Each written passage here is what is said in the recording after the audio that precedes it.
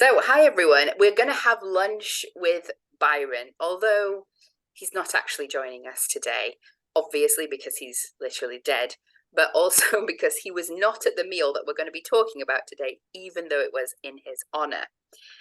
So, I'm going to take you back to the world of Newstead where this meal happened. And I'm going to draw those threads to connect it a little bit to the Gothic for you here. So, Newstead Abbey was the ancestral home of Lord Byron that he inherited in 1798.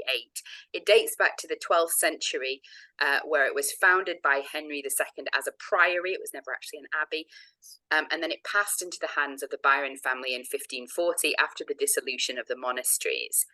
At that time, they knocked down the back of the church and then repurposed those building materials. But they left, and you can see the picture here on the right-hand side, they left the front facade, which is the west front of the house, as a ruin, essentially, but as a preserved ruin in many ways. What you can't see is the rest of this quite commodious and certainly very rich at the time manor house. There's other Gothic aspects about the house, like this fountain here, which is covered in gargoyles and monsters. It's actually there depicted in the courtyard, which is where it is now. During Byron's day, it was out front, and it's been moved back and forth. But it's quite a Gothic location in many ways, although that Gothicness is to some extent that facade. You can see more of the house here, and you can see that very Gothic bit, and then, a house where people would have lived. When Byron inherited it, though it was in quite a ruinous and dilapidated state, his predecessor, the Wicked Lord, or the fifth Lord Byron, had inherited it with a lot of money. He had made improvements, he'd made additions to it, he'd purchased art, etc. But he ran through all his money, he built up a lot of debt, and he ended up selling the fixtures, the furnishings, even the doorknobs, and also letting that house kind of fall into a very dilapidated state. And Byron, the Gothic-y, romantic poet that he was, played this up in his poetry. So this little tiny quote here is from one of his first poems, published in Hours of Idleness, his first collection in 1807. And it's from On Leaving Newstead Abbey. He writes, "Through thy battlements, Newstead, the hollow winds whistle. Thou, the hall of my fathers, art gone to decay." Now, his life at Newstead was also a little bit Gothic. I said he inherited in 1798. He didn't actually live there until he came of age at 21. The house was rented out during that period. And he was, he then sort of never moved in full time after he came of age, but he did stay there for different periods, sometimes on his own, sometimes with friends, most famously with friends. And his activities could also be a little bit Gothic during that time as well. So we have this account by his friend Charles Skinner Matthews that he met at Cambridge, which tells us how they used to spend the evenings. And you might have been thinking, what is this skull cup business about? Well, this is the skull cup, made from a skull found in the gardens, that Byron would use to drink from. This is not the actual skull cup, don't worry. This is a replica, so no human remains are on screen. And, Charles Matthew Skinner tells us that I must not omit the custom of handing round after dinner, on the removal of the cloth, a human skull filled with brandy. And what else were they doing? Well, they were wearing a set of monkish dresses, which had been provided with all the proper apparatus of crosses, beads, tonsures, etc., and often gave a variety of to our appearance and to our pursuits. So just imagine a group of 19-year-old college lads, well, not 19, 21, 22-year-old college lads running around a house dressed in monk's garb, scaring each other, drinking out of skulls, and generally kind of living it up. These kind of little Gothic elements didn't stop with the skull cup. Byron also quite famously, and he said he had 4 skulls around him that, inspired him. He would write by candlelight, etc. But I'm not wanting really to talk about Byron and the house today. What I'm wanting to do, or what we're wanting to do, is uncover a little bit of the life under that Gothic-y, ruinous, romantic surface, and look at the lives of the servants in the house. Now, we know quite a bit about quite a few servants that worked at Newstead Abbey, and we're going to be thinking about a party that they had in Byron's honour, and that's where Allie is going to step in and talk us through one of the recipes that they might have eaten.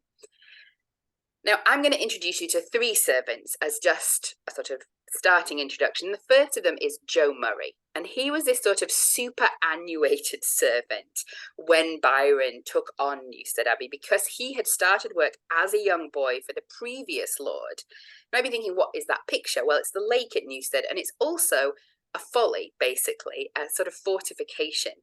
Now, I said that at the beginning of his tenure as lord, the wicked lord had quite a lot of money. He spent it on improvements, and he was in the kind of mid-18th century neo-Gothic moment. So he built a folly castle, he built this sort of castle embankment on the lake, and also he turned the stables kennels into a castle, or crenellated sort of place that looked like a castle. And he would reenact naval battles on the lake. And he hired Joe Murray as a young sort of teenager to work on those boats. So that's how Joe Murray started out. And by the time Byron inherited, he had sort of been working there for many decades, and he was quite an old man. But the relationship that built up between the young Byron and Joe Murray was quite close, and we have quite a lot of accounts of this almost friendship between them. So from this letter that is quoted in Thomas More's Life of Byron, we have this idea of that this gentleman saw more than once Lord Byron at the dinner table fill out a tumbler of Madeira and hand it over his shoulder to Joe Murray, who stood behind his chair, saying with a cordiality that brightened his whole countenance, "Here, my old fellow." So there's this sense of closeness, which is quite unexpected, perhaps. We have this description of Joe Murray. It's found in Washington Irving's Abbotsford and Newstead Abbey, which isn't always the most reliable of sources. But he's been talking to Nanny Smith, who is the housekeeper, who has described Joe Murray as extremely neat in dress, as we saw in that picture, attentive to his person, and who made a most respectable appearance. Appearance might have been a little bit skin deep at times. A portrait of him still hangs in the Abbey, and that's still true to this day. We still have that portrait, representing him as a hale, fresh-looking fellow in a flaxen wig, blue coat, and buff waistcoat with a pipe in his hand. So he discharged all the duties of his station with great fidelity, unquestionable honesty, and much outward decorum. But if we believe his contemporary Nanny Smith, who as housekeeper shared the sway of the household with him, he was very lax in his minor morals and used to sing loose and profane songs as he presided at the table in the servants' hall, or sat taking his ale and smoking his pipe by the evening fire.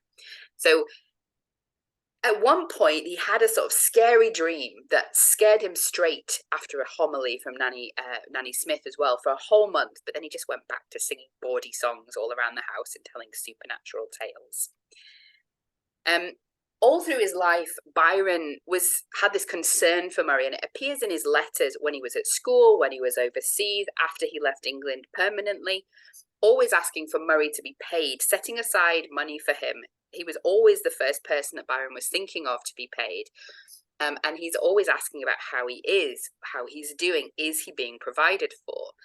So he writes this letter to Augusta Lee in 1804 when he was 16, saying, "Remember me to poor old Murray. Tell him we will see that something is to be done for him, for while I live, he shall never be abandoned in his old age." But he's not simply caring for Murray. Murray is also, actively working in the house, and actually goes with Byron on his travels in 1809 to 1811. So Byron only actually lived in the house from 1809 to about 1814, early 1815. And 2 of those years he spent abroad. And he took with him a number of servants. And this little poem that he writes in a letter to Francis Hodgson mentions Fletcher, William Fletcher, his valet, Murray, Joe Murray, and Bob, which was Robert Rushton, a young man who grew up on his estate. And he's making this sort of funny poem. Fletcher, Murray, Bob, where are you? Stretched along the deck like logs. So Murray travelled with him overseas, but he didn't go with Byron all the way into Greece, Albania, and Turkey. Instead, he and Robert Rushton were sent back. One was considered too old, one was considered too young to be sort of safe on the journey. And he was sent back in 1810, and then Byron writes to his mother and is asking, how is he? Is he okay? So Byron loved Joe Murray, but not everyone was quite as keen. His mother, we have in a letter writing to John Hanson, the man of business, when Murray is still overseas, saying old Murray is, I believe, gone to Lisbon. When he returns, he ought certainly to be put on board wages. He really is so troublesome that I don't think I will have anything to do with him, nor do I know what will be proper to charge. So there's this sort of sense that he's not quite an easy character either. He actually stays at Newstead after Byron leaves, and he dies there. He's mentioned in Byron's will.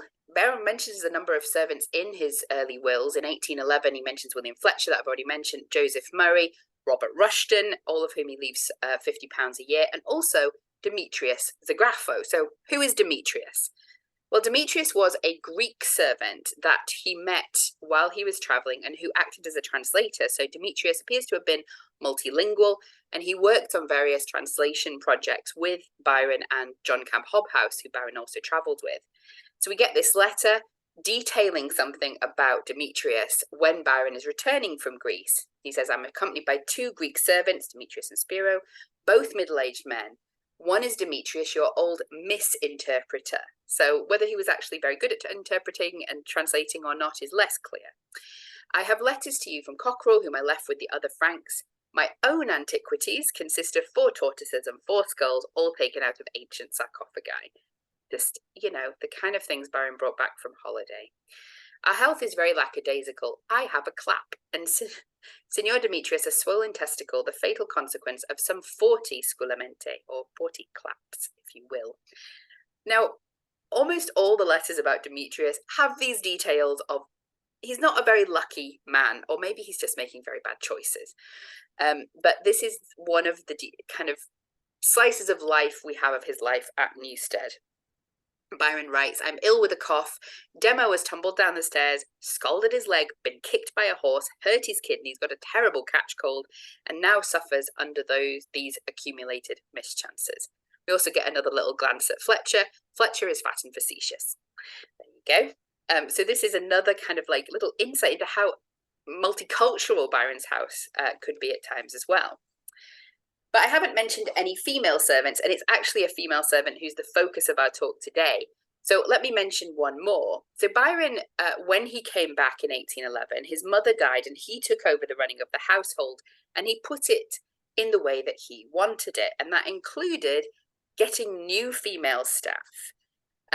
He says in this letter to Francis Hodgson, I'm plucking up my spirits and have begun to gather my little sensual comforts together. So we can see already some of those kind of worrying overtones of how he's relating to female servants. Lucy is extracted from Warwickshire. Lucy's the one I'm going to tell you about in a second.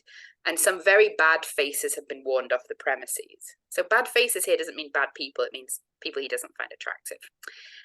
So bad faces have been warned off the premises and more promising substituted in their stead. Partridges are plentiful, the hare's fairish, pheasant's not quite so good, and girls on the manor, erased. Fill it in for yourselves, guys. Just as I had formed a tolerable establishment, my travels commenced, and on my return I find all to do over again. My former flock were all scattered, some married, not before it was needful. He's always judging his sexual partners, you'll find. As I am a great disciplinarian, I have just issued an edict for the abolition of caps. No hair to be cut on any pretext, stays permitted but not too low before, full uniform always in the evening, Lucinda or Lucy to be the commander, Vichy the present, about to be wedded, remember she's 35 with a flat face and a squeaking voice, of all the makers and unmakers of beds in the household. So he's putting Lucy in charge of the other maids, essentially. So Lucy was one of his lovers. He had a sexual relationship when he was a teenager or when he was a very young man in the house. We have this sort of series of descriptions of his relationship with Lucy.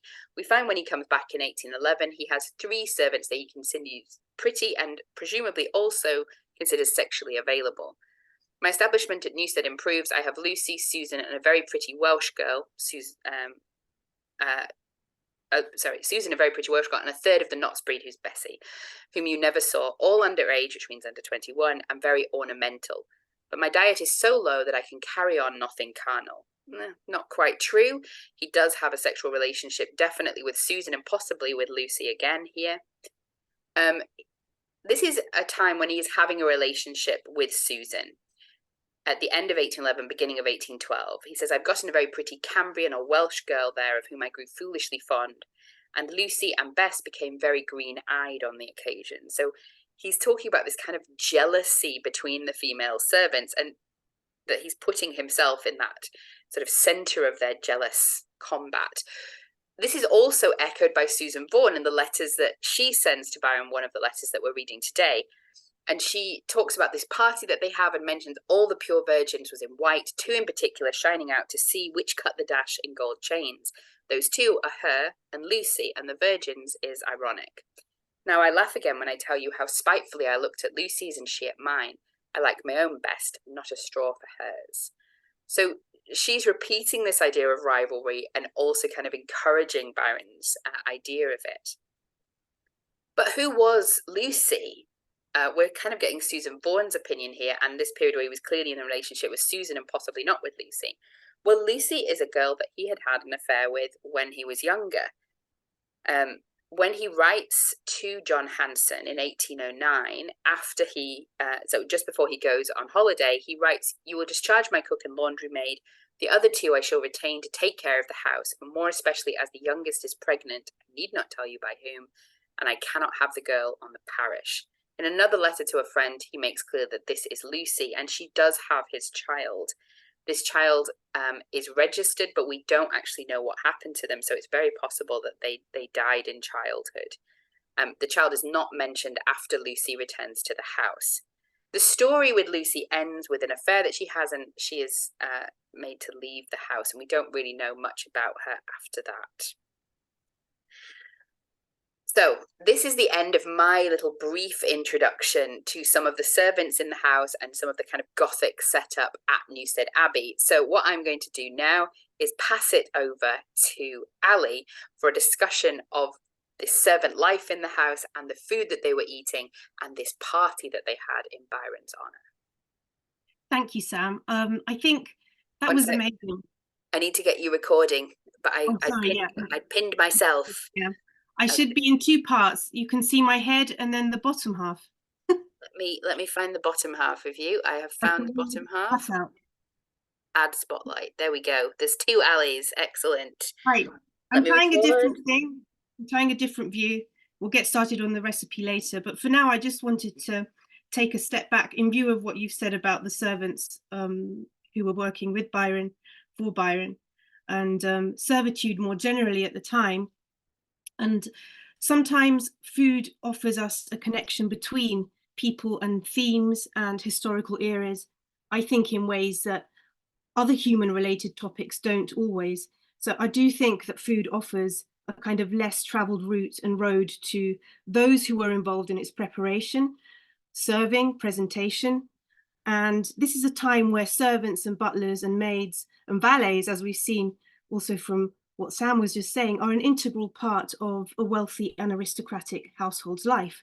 And inevitably, to a bigger or lesser degree, there is a crossing of boundaries between lord and servant and mistress and maid, and that happens plenty of times. So this is a time where servants play a pivotal role in real life, but also in stories from a very long time ago. For example, I was thinking of the Odyssey the other day, where the Greek hero Odysseus, king of Ithaca, and his journey home after the Trojan War, there's this part where there is a servant girl, and her name is, actually no, she's a servant older woman. Her name is Eurycleia, and she has to bathe a mystery guest. She doesn't know who it is. But then she recognizes the person, and it is in fact Odysseus himself. And she recognizes him because she can see a scar on his knee, which was left by a boar's tusk. And servants get intimate knowledge of things like that. Of course, she's sworn to secrecy. If you want to go and read it, I think it's in book 19. And the servant here is bringing forward a missing puzzle piece, and it's a very significant role. Jumping ahead to Byron's era, it was a time of social, agricultural, and cultural change because of the effects of the Industrial Revolution from 1760 to 1840 approximately. Of course, we're going to see that through food. So how estates were run was starting to change. Britain was changing from rural to being more urbanized. And following this significant transformation, Britain emerged as a prominent figure on the global stage. And given the era's focus on colonization and expansion among European powers, Britain found itself engaging in heightened political interactions with Europe. And we're about to witness a period of immense wealth and all the luxuries that go with it. and with food emerging as a paramount aspect of this cultural shift. So around the time Byron was born, so during the last 20 years of the 18th century, though things were changing rapidly technology-wise, the system remained medieval in many ways, meaning that the relationship between master and servant was much closer on many levels, and servitude was often a refuge from poverty as well. So I suppose servants felt like they owed a lot more to their employers and their families. This feudal structure of domestic service had been alive for centuries now, and the unspoken contract proved that as a servant, the more you give to your master or mistress, the more perks or benefits you would enjoy. Now we're at this point where cities are growing and there are more shops in towns, and everything isn't as tied to the rural landscape and the big houses as it used to be. So the British Empire was expanding and the nature of trade was changing.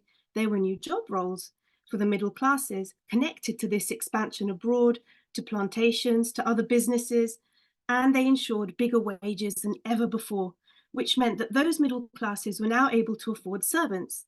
So the servants were not feeling the familial bond as keenly now, as there were more opportunities and better wages in towns and cities.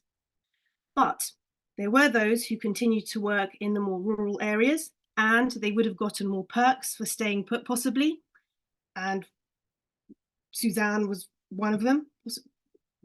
Sam's already mentioned Suzanne, so along with the others. So they moved discreetly throughout the house, these servants, utilizing tradesmen entrances and back stairs whenever possible. By the 1810s, when we're thinking about kind of kitchen areas, cooking shifted to closed ranges, which means that they were equipped with functionality such as ovens and boilers and hot plates, which were made of cast iron. And cast iron ranges consumed a lot of coal, and they required daily cleaning before use. So servants were separating, and so were the areas in which they operated.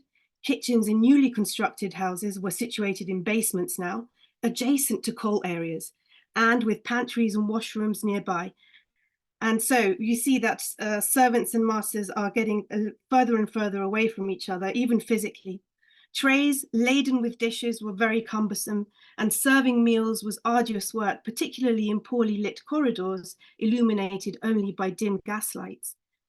Innovations such as hatches operated with weights and pulleys simplified the serving process, but only in later years. And in larger houses, kitchens might be located in separate wings, necessitating longer distances for dishes to travel before being placed in warming ovens nearer the kitchen dining room.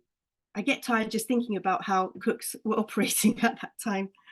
A step up the rung was to become a kitchen maid and then a cook. Of course, a male cook was paid around 3 times more than a female cook, and then housekeeper. There were butlers, they were in charge of drinks, there were chambermaids, laundry and dairy maids, and then the maid who did a bit of everything and was called the maid of all work. And these were generally invisible and would blend into the background, even though they had a great responsibility and the weight of running the household was more or less on their shoulders. And it was hard work in the kitchens, no modern day equipment. So we're talking about manual whisking, grinding, etc. And I'm going to take it back to Sam because we talk about invisible servants, but I believe that one of these servants wasn't so invisible. Over to you, Sam. Am I reading the letter for us, Allie? Yes. Yeah. Okay. We talked about Suzanne and how she wasn't really someone to kind of fade in the background. Let's put it that way. Yes. Hello, everyone. So yes, we're talking about this servant that I've mentioned, Susan Vaughan, this Cambrian or Welsh servant, and she didn't actually serve very long in the house from 1811 to January 1812. But she began a sexual relationship with Byron, and we actually have quite a lot of letters that she wrote. So we have our own words. All of the letters that we have, I think, were written between January the 12th and January the 22nd. Now, she had this relationship with Byron, and she also, other servants, when talking about her, sort of quite often annoyed or a little bit dismissive of her because she seemed to view this relationship as giving her a higher position than others and giving her this kind of position in the household, which others were resentful of or resentful of the place that she gave herself. I gave you that little quote where there's this kind of example of jealousy between the women. Lucy was in charge of the housemaids, but Susan, because of that relationship with Byron, had this intermediary position and was able to go directly to Byron in any disputes, which she does, which blew up in her face actually. But yes, I don't know if you want me to read the letter now or if you want to do a bit of cooking Yeah, first. that would be great. And then based on that, we can explain why we're doing this dish. Perfect.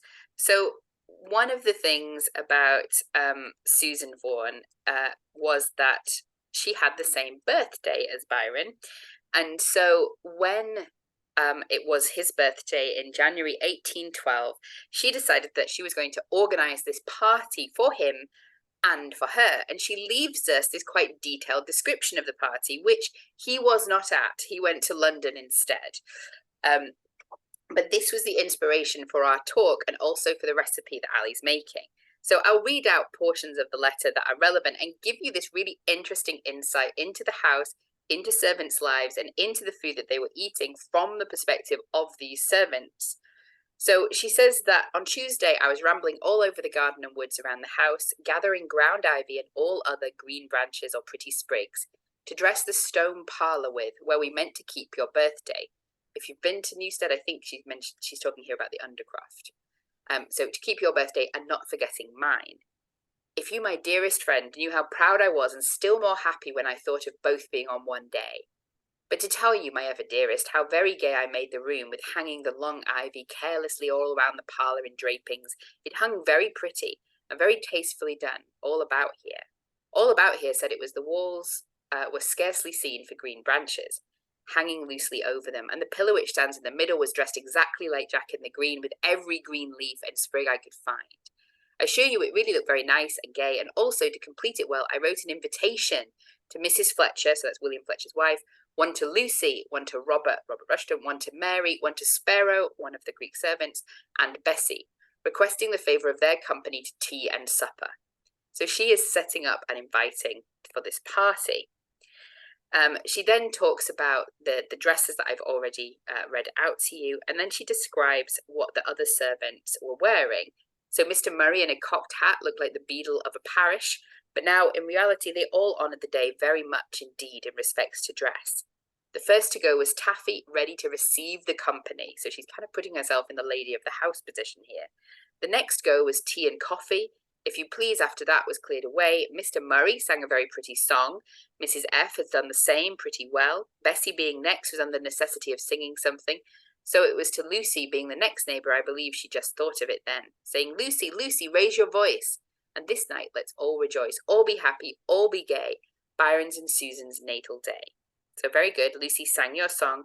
Robert would say naught about it, not even my health, but did squeeze out yours, my dearest friend, which pleased me best. After that they begged Taffy would dance for them, nor indeed could I refuse when I thought of you, and that was all the while. My part ended, and the three virgins had a reel. So again, the three virgins is an ironic reference. Then it was supper time. A cloth was laid in great style. Believe me, I had a spare rib of pork at the top, an apple pie at the bottom, a pork pie in the middle, potatoes at one corner, celery at the other, mince pies and custards at the other two corners, and after that cheese, and the cloth was removed. A small table set round with glasses and punch, and we forsooth had Mr. Murray drank your health, wishing you many happy returns of the day. The others sanctioned it and said the same. I did not tell you, sorry, of a nice plum cake we had, and then more singing and dancing ended the grandeur, and the company dispersed. So that's a little insight into a servant's party, and all of the, I would say delicious, but I'm also like a corner just of celery. I'm not into it. Anyway, over to you, Ellie. Yeah, I do believe that these servants were having a jolly good time at Byron's house compared to other servants elsewhere, don't you think? I think it was slightly more, sounds like it was a lot more fun. I think when the cat's away, the mouse will play. Yes. So when Sam sent me this letter, custard jumped out at me, just because custard is this mixture of milk and eggs and sugar that we may all have, you know, in many different countries exists in different forms. So I wondered what kind of custard memories or experiences you have. Maybe you want to write in the chat. I think my memories of custard are slightly different. They've been kind of tarnished by, I don't know if I can say British or maybe just English school system, where we would have custard and it was rather lumpy. Probably didn't have any eggs. It was probably made from powder. And the bird's custard obviously was made without eggs because it was made, yeah, Bird made it for his wife who was allergic to eggs. So slightly, it was very different. So it exists in many different forms. And yeah, it just jumped out at me, and I thought, why not make a baked custard with rose water? Rose water was a kind of taste which is quite medieval in flavor, which would have still have been quite frequently used at that time, but was declining. So I thought, let's pop it in if you have it. If you don't, you can use vanilla. And I'm going to start warming up the milk, and it's time to crack some eggs. And I can see people's hobs, so I'm happy that there are some people cooking along. But if you make it afterwards, I always get lots of pictures from people when they've done the dish, and I save them all. So it makes me very happy. Please do send. And I'm going to crack 4 eggs, and I've put 400 milliliters of milk, just to don't bring it to the boil, just to warm it up. And that just makes sure that the sugar and the eggs and the rose water, once we put them all in, amalgamate properly. You can use other kinds of milk. I use lactose-free milk, and the baked custard was fine. I mean, the alternative is feeling ill, and we don't want that. I'm not doing that for Byron. I mean, not even Byron ate his own custard, so do you know what I mean? So we're going to put some sugar as well, and the sugar is 100 grams of caster sugar, which at the moment in England is nearly 3 times the price of granulated sugar because of inflation. So feel free to use granulated sugar as well, because the milk will dissolve it in any case. And here we are. We're just doing a bit of whisking now, just combining. And we can put the rose water. If you don't have rose water, it might be difficult to source, we can also use vanilla or orange blossom. You know, orange blossom and rose water would have been flavors that people were very much accustomed to at the time. And then they get overtaken by chocolate and vanilla as Britain expands more and more across the world and starts importing different things. So I'm trying this different view of the camera, but it's not from above this time, but I need to be further back, only I don't have the space. So I will just tip things over so you can see. I'm putting the rose water in now, and hopefully you can get a bit of a view of it. Yeah. Maybe not. Yeah, that's good. You can see the whipping going on, or the whisking, sorry.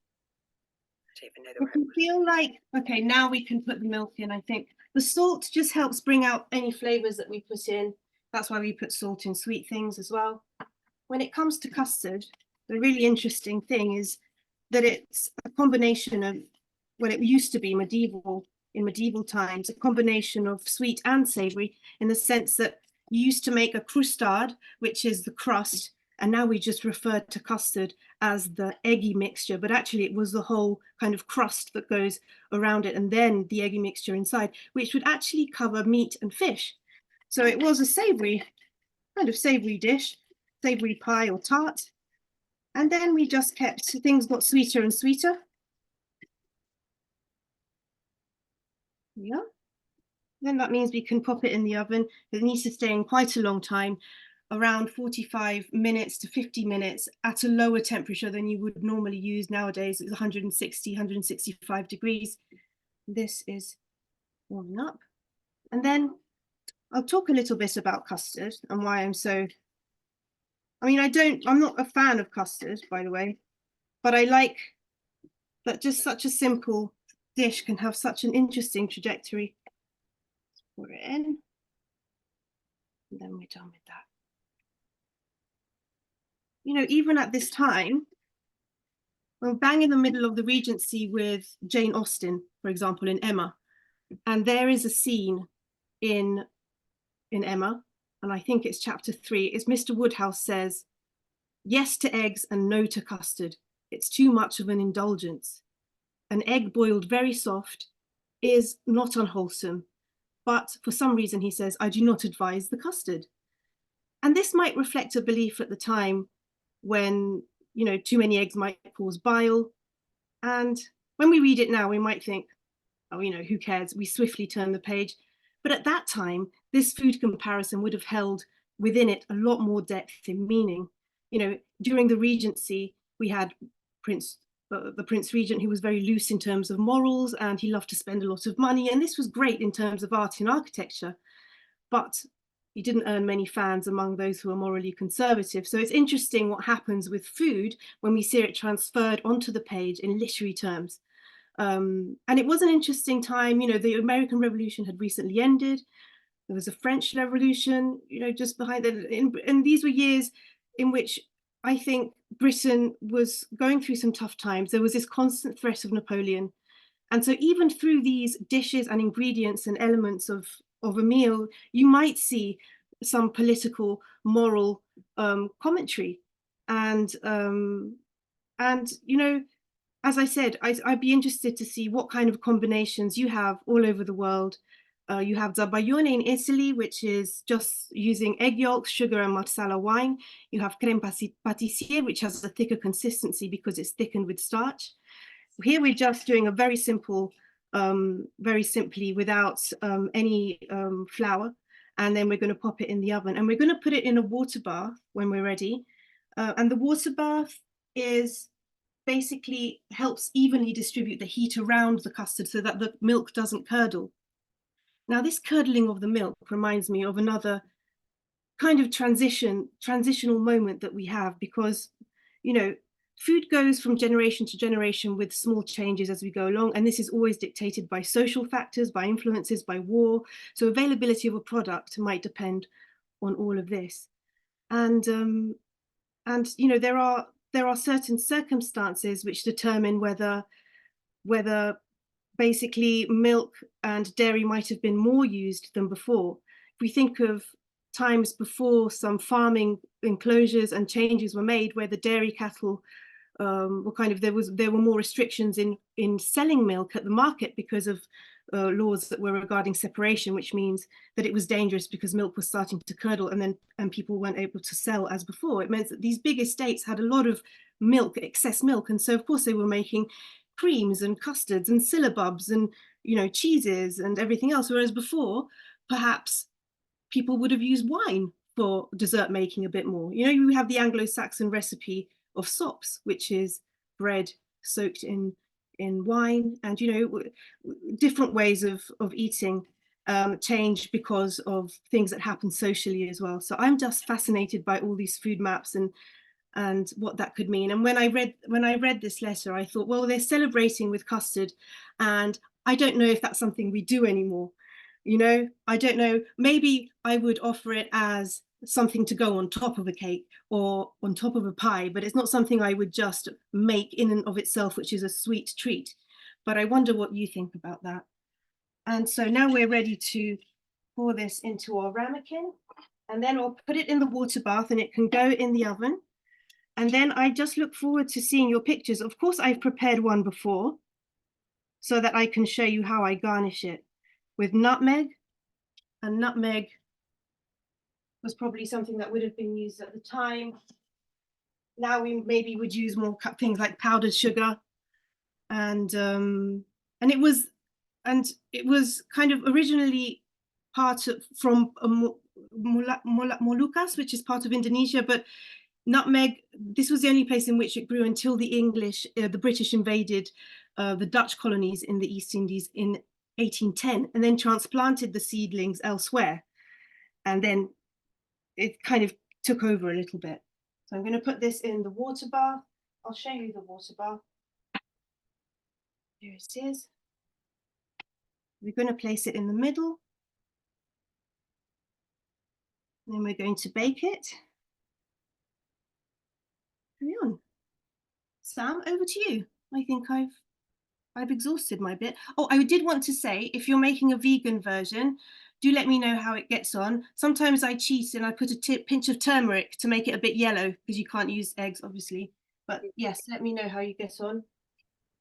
Is the water bath how they might have prepared it at this time, Oh, Allie? definitely, yes, absolutely. And not just this, also meats and things. It's more difficult to regulate the oven. So the water ensured that things don't crack on the top, they don't get too burnt, and there's more an even distribution of the heat. Oh, fascinating. Thank you. Well, Oh. Ali has reproduced something of this little party that was had, but this is almost the end of Susan Vaughan's story in the Byron household. She's at this party, sort of like the peak of her power, but things start to unravel. I mentioned that she had been writing letters and making complaints about servants, and she'd made complaints about Robert Rushton. But in response to that, he had made revelations to Byron, which was that there had been some sort of sexual shenanigans going on between Robert Rushton and Susan Vaughan, or Lucy, and or Lucy. And almost immediately, this leads to Susan Vaughan being dismissed. So let me share once again the PowerPoint with you, and I can show you some of the quotes that we have from Byron at this time, and from other people in this situation as well. So what happened to Susan Vaughan is that basically we lose track of her. This is the letter that Byron sends on January the 28th, so that's 6 days after the party. And he says, I write to bid you farewell, not to reproach you. The enclosed papers, one in your own handwriting, will explain everything. I will not deny that I have been attached to you, and I'm now heartily ashamed of my weakness. You may also enjoy the satisfaction of having deceived me most completely and rendered me for the present sufficiently wretched. From the first, I told you that the continuance of our connection depended on your own conduct. All is over. I have little to condemn on my part, but credulity. We might choose to disagree with that. You threw yourself in my way. I received you, loved you, till you have become worthless. And now I part from you with some regret and without resentment. I wish you well. Do not forget that your own misconduct has bereaved you of a friend whom nothing else could have deprived you. There's a lot going on in this letter. There's definitely a complete ignorance of the power dynamics that are going on, which have really bad consequences for Susan. Not just that she's dismissed at this point without a reference, but later on, as I'm about to show you. We also have this sense of Byron. At the moment, there's a lot of pity for himself going on, because he is thinking here about one such as I. He's thinking about these things that he's very paranoid about, including his weight, including his disability, and this sort of sense of self-loathing and loss that it recurs a lot at this point in his writing, in his diaries, and in his poetry. But this idea that she has become worthless gives you an idea of his sexual politics and the gendered nature of them. So what happened next after this? What happened to Robert Rushton, first of all? Was he also dismissed and thrown from the house? I think you can possibly guess the answer to that. No. So he writes this to Rushton, if anything had passed between you before or since my last visit to Newstead, don't be afraid to mention it. I'm sure you would not deceive me, though she would. Whatever it is, you shall be forgiven. I have not been without some suspicions on the subject, and am certain that at your time of life the blame could not attach to you. So Byron is just giving Robert Rushton a free pass, and Robert Rushton stays employed with Byron basically throughout Byron's life, and Susan is got rid of. And what happens to Susan? Well, the next we hear of her is this letter that she writes to Byron in September 28th, 1812, where she has clearly in some sort of trouble. She writes more than this in the letter, but a lot of it is like, I'm sorry for daring to write to you. I know that my misconduct has meant that I don't have a right to. And then she says, I'm inclined to think your lordship will remember the dress you were kind enough to give me, though undeserving as I have been. However, I should be sorry to trouble your lordship in reading a long letter from me, therefore shall conclude this as hastily as I can, for 'tis pain for me to write in this distant manner. But I am sorry to say that the result is my wishing to dispose of this dress has caused me some trouble out of which I cannot extricate myself, unless your lordship will once more befriend me. If you're wondering about the orthography here, this is a direct transcription, although it doesn't maintain the lines that she used. A lot of the capitals, because she just used capitals randomly and at the beginning of every line. But basically what appears to have happened is she's arrested for this possession of this dress or trying to dispose of it, and we have no record whatsoever of any reply to this letter. The next letter that we have from Susan Vaughan is one that says that she is going overseas. Whether that was transportation or whether she is going voluntarily is unclear. So this is what happens when a master has an affair with a servant. It's not a particularly happy ending to the story that we have to tell today. Allie, do you want to add something now? Or am I...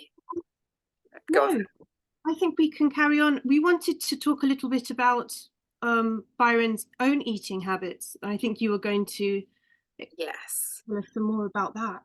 So somebody has asked in the question in the chat already what we know about Byron and food. Well, we know he wasn't here. So what was he eating? Allie, do you have records about what he was eating? Because I know that you researched this.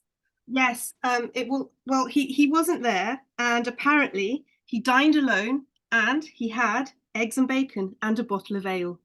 That's the information that we have. Is that for this one, or is that for his 21st birthday? That was for his 21st, because it's twice that he kind of misses out on his birthday celebrations, as far as we know, I think. Yeah. And yes, so they celebrated without him, and then he also missed the one for which we have the letter. But I don't know what he was eating in that case. But the fact that, isn't it Gothic, that it's quite a Gothic, sorry, I have to, you know me, I have to go back to the Gothic, but to actually have a party and lay the table for someone who isn't there, that's a very Gothic food thing. I love that. Byron was always skedaddling away from the parties on his estate, basically. He sort of ordered a load of food and wine or alcohol for his 21st birthday, and then was eating bacon and eggs. At this point, I think he was probably eating something significantly worse. This bit of the talk, guys, is going to be talking about eating disorders. So if that is a difficult topic for you, do feel free to sort of turn the sound off and wait for us to get away from these slides that are referencing Byron and food. So Byron had a tumultuous relationship with food throughout his life. Something that many people aren't necessarily aware of is that his weight fluctuated, and at periods of his life he was quite heavy. And this was something he was quite paranoid about. He inherited from his mother sort of bigger bones, if you will. If you come to Newstead Abbey, you'll see a portrait of Catherine Gordon Byron on the wall. But Byron started weighing himself regularly, which was quite a common sort of fashion at the time. Barry Bros and Rudder, wine merchants in London, when he was 17. When he weighed himself that first time, he was 13 stone and 2 pounds. And by 1811, 5 years later, he had lost almost 5 stone. This was through a variety of extreme methods of dieting and exercise. So this is a letter that he sent to John Hanson in 1807. So this is sort of that beginning of that yo-yo dieting and extremely sort of extreme dieting and problematic and difficult relationships with food. So you're right, she'll be surprised to hear I've grown very thin. However, it is the fact, so much so that the people here think I am going. I've lost 18 pounds in my weight. That is 1 stone and 4 pounds since January. This was ascertained last Wednesday on account of a bet with an acquaintance. However, don't be alarmed. And when he says that, it just brings a load of alarm bells for me. I've taken every means to accomplish the end by violent exercise and fasting, as I found myself too plump. I shall continue my exertions, having no other amusement. I wear 7 waistcoats. This is when he's doing sport. He wears 7 and then 8 waistcoats to help him sweat more. And a greatcoat. I run and play cricket in this dress till quite exhausted by excessive perspiration. I use a hot bath daily, eat only 1/4 pound of butcher's meat in 24 hours, no suppers or breakfast, only 1 meal a day, drink no malt liquor, only a little wine, take my physic occasionally, and by these means my ribs display skin of no great thickness, and my clothes have been taken in nearly 1/2 yard. Do you believe me now? So this is in 1807. By the time he's in 1811, this relationship with food is grown even more complex and difficult. He, as this shows here, this is a book that he had ordered, and he was interested in contemporary writing on diet and exercise. When he was traveling overseas, he turned to a primarily vegetarian diet for a time. This is not something that lasted throughout his life. And he says to his mother, I must inform you that I've been restricted to an entire vegetable diet, neither fish nor flesh coming within my regimen. So he's asking her to buy in a powerful stock of potatoes, greens, and biscuits, and no wine at this stage. He refers to himself as a leguminous eating ascetic. And we have this corroboration from his housekeeper, Nanny Smith, who says that his meals were scanty and irregular, consisting of dishes which Nanny held in great contempt, such as pillow rice, macaroni, and light puddings. perhaps a custard, who knows? And this relationship grew sort of increasingly complicated over the years. There were periods where he was going through excessive dieting, other periods where he was going through excessive eating, but it affected his health significantly throughout his life. This is a letter from 1812 where he's having an affair with a lady called Lady Oxford, an older woman. He's living in her house, basically, and he's happy. And so he gets fatter. And he can't think of starving himself down to what he calls an amatory size. But when that relationship ends in 1813, he's back to his extreme dieting. I'm rather hungry, having lived on tea and bread and butter ever since I left Awood, which is where Lady Oxford lives, where he says, the necessity of conforming to a less aromatical regimen. It might be a necessity, or it might be that he wasn't using these coping mechanisms to deal with his emotions. We get this sense of fluctuation. In August, he says, everything in life depends upon the weather and the state of one's digestion. I've been eating and drinking, which I always do when wretched, for I grow fat and don't show it. And now that I'm in good plight and spirits, I can't leave off the custom, though I have no further occasion for it. So this is a period of overeating. But then we have almost immediately this sense of this is overeating to excess that is causing health problems, perhaps a sort of form of bulimia is happening here, where we have him saying, I'm going to dine, where I shall be obliged to drink more than is prudent, and congratulate myself and you on having written this before dinner instead of after. So this idea of him, perhaps going out determined to eat or drink to excess, but then we get this idea of what the effect of that on him is. I was stuffed myself with sturgeon, exceeded in champagne and wine in general, but not to a confusion of head. When I do dine, I gorge like an Arab or a boa snake on fish and vegetables, but no meat. I'm always better, however, on my tea and biscuit than any other regimen, and even that sparingly. And then he talks about, eating what would be normal meals at the houses of other people. He says, asking his friend, will you allow me to come in after dinner tomorrow instead of before, for I've so bedeviled my digestion that your light supper the other night half killed me. So that's the end of my little exploration there. And these currents go throughout his life. I stuck to this early period because that's the period that we're talking about at the moment. So guys, we've got 1 minute. So I'm going to hand over to Allie to finish with us and show us this final custard. Yes. So here is the baked custard, and I'm actually going to put some nutmeg on it. It's quite strong, the nutmeg. So I was doing some grinding today, and I put it in here just because then it can get a little bit, don't want too much, it's quite overpowering. And then I read a few recipes of the time that add some berries. So hopefully I can show you what that looks like.